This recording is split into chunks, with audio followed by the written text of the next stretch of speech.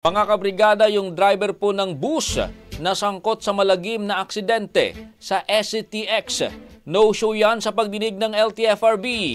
Ang driver inamin na umiinom ng gamot kaya tumangging magpa-drug test. Brigada Jigoboy Custodio, ibrigada mo! Brigada Live Report! Sa isinagawang pagdinig ng Land Transportation, Franchising and Regulatory Board hinggil sa malagim na aksidente sa SCTX na kumitil sa buhay ng 10 individual, hindi nakadalo ang driver ng bus ng Pangasinan Solid North na sangkot sa insidente. Ayon kay Attorney Alex Versosa, abogado ng kumpanya, kasalukuyang nakakulong ang nasabing driver sa Tarlac at naghihintay pa ng ilang legal na proseso bago makapaglagak ng piyansa. Ipinaliwanag naman ng abogado na kaya tumangging sumailalim sa drug test ang driver ay dahil sa pag-inom ng maintenance medicine na maaaring magdulot umano ng pagkaantok. Ayon sa abogado, hindi umano nasabi ng driver sa pamunuan ng Solid North ang tungkol sa gamot dahil paminsan-minsan lamang umano niya itong iniinom.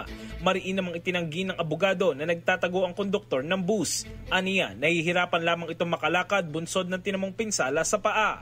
Patuloy naman umano ang pagbibigay ng Solid North ng pinansyal na tulong sa mga biktima at kanilang pamilya. Tiniyak din ng abogado na nakahanda ang Solid North na isurrender ang mahigit 100 plaka ng kanilang mga bus bilang bahagi ng pagtalima sa utos ng LTFRB. Inaasahang haharap ang bus driver at konduktor sa susunod na pagdinig sa May 21.